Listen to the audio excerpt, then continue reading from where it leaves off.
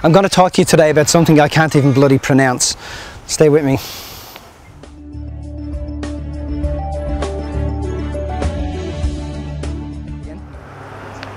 So ubiquitous simulation. What ubiquitous basically means is, it's the same thing as omnipotent, meaning it's everywhere.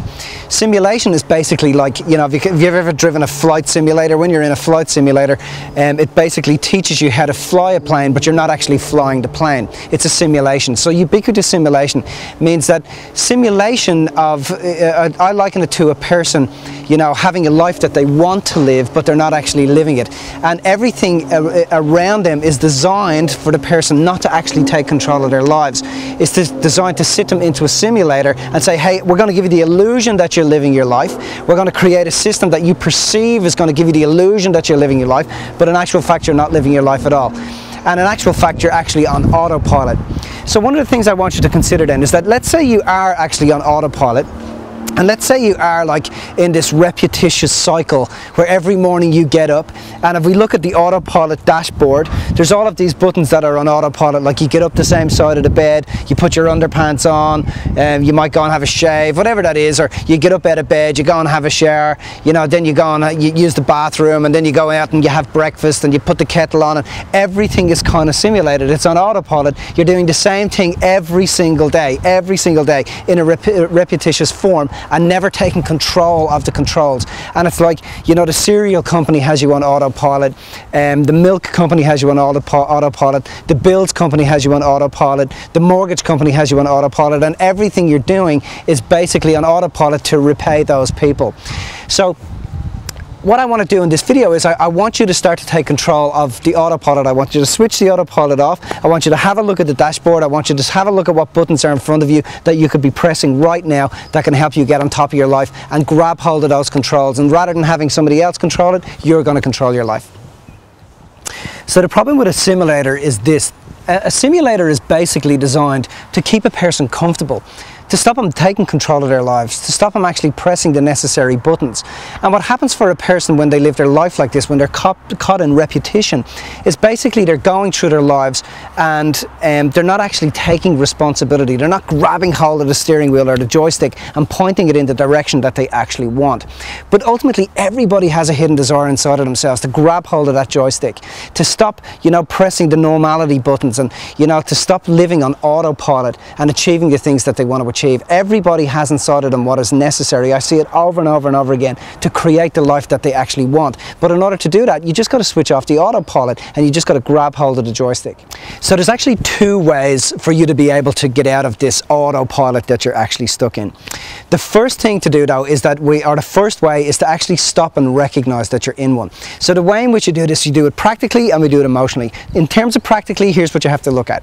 What are the practical things that you do on a daily basis that are repetitive?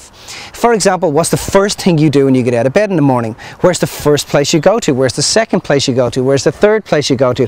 And how often have you been running that repetitive cycle or those repetitive actions? You know, what way do you drive to work? When you get into work, you know, what are all the autopilot buttons that you have running that you don't even think about are actually occupying your space and time? So think about what I said there. When you're on autopilot, this repetition swallows up all of your time. It stops you thinking about how you're thinking, and it sits you into comfortability instead of actually being able to find some uncomfortability in your life and actually drive yourself. The second thing you got to think about are, what are the emotional repetitions that or emotional cycles that you're actually stuck in? What are the emotional things that go on inside of yourself? When you wake up every morning, you know, what is the autopilot that gets switched on emotionally? How do you conversate to yourself when you're in the shower? What do you say to yourself when you're driving to work? When somebody speaks to you and says, how are you? How do you answer them? Think about the autopilot that you're already on. Do you drop into your extensive accumulation of wisdom when you're being asked how you are? Or do you just press the button on autopilot that says the same thing every time you're asked how you are, like, good? This is repetition, this is autopilot, this is emotional autopilot. So the first thing that we have to do is we basically got to recognize both of those things. So the next step in order to get out of the simulator is to actually take action. So step number 2 is to take action. Now, there's really only one way to do that, and that is incrementally. Piece by piece, start to shift your habits every day. Start to change, start to grab hold of basically the steering wheel of your life, and just incrementally start to switch these things off. And so you might think of it like this, you know, tomorrow morning when I get out of bed, instead of going and, you know, having a shower first, I'm actually going to go and have my breakfast first. And instead of having the normal breakfast that I would have, I'm just going to have a bowl of fruit, and instead of drinking lots of coffee, I'm going to drink lots of water. So what you're doing is you're starting to incrementally switch off the autopilot. You don't want to switch it all off at once. The reason being is because it's a bit like tipping a toolbox into a machine. It can definitely throw your life into chaos.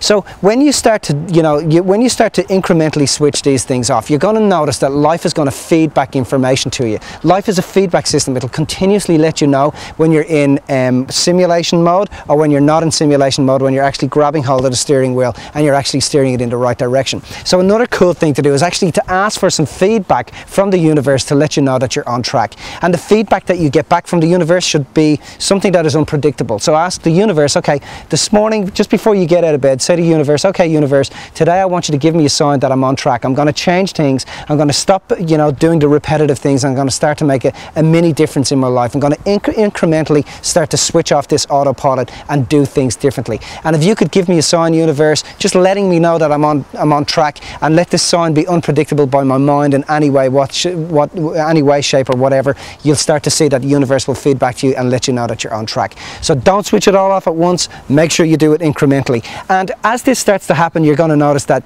you'll start to meet different people. You'll start to, have different conversations. Emotionally, you'll start to feel different. You'll start to want to tap into that extensive bank that you have there of emotional intelligence. You'll start to feel it's okay to share, your wisdom with other people, and you'll start to feel more inspired and awake and alive. Now, the concept of taking control of your life was first introduced to me through the teachings of a guy named Buckminster Fuller. And one of the things that I wanted to do in my life, right from when I was very young, was I wanted to be able to master finances, because I came from nothing, and I saw that the reason my parents' lives were basically limited was because they had no financial control over their lives. The banks controlled their finances, or, a floorboard under their radiator controlled their finances, believe it or believe it not. So one of the ways in which I actually, when I started to take control of my life, and when I started to switch off autopilot, I started to meet some really extraordinary teachers, some really extraordinary mentors, people who had studied under people like Robert Kiyosaki, from Rich Dad Poor Dad, who had studied under Buckminster Fuller's work. And these people were introduced into my life as a result. It was like the universe was rewarding me and, bringing along like-minded people who were just geniuses and understood wealth and how to actually master their finances. And I wanted to know everything from these people because I had an insatiable appetite to understand things. So one of the things I do now, the way in which I repay people and I pay that back to life, is I bring out different speakers. And again, I'm bringing out a chap named George Focus on the 15th and 16th of April to Perth and basically Adelaide.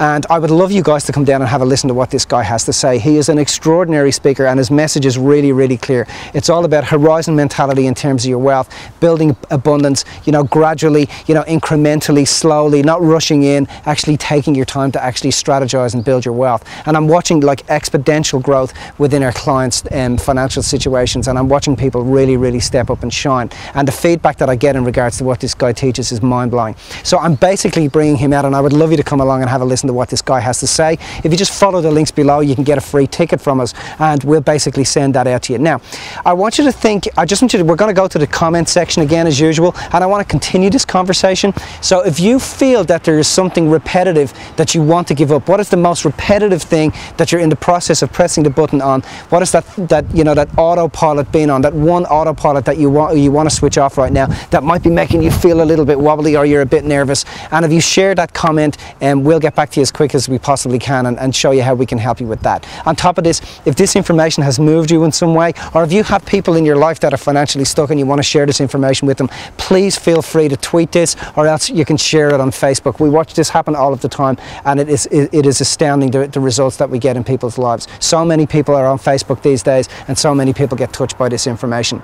I love sharing this information, and remember, MJB Seminars is the place where you live your life inspired, and remember, love is the only way, people. Take care. Bye-bye.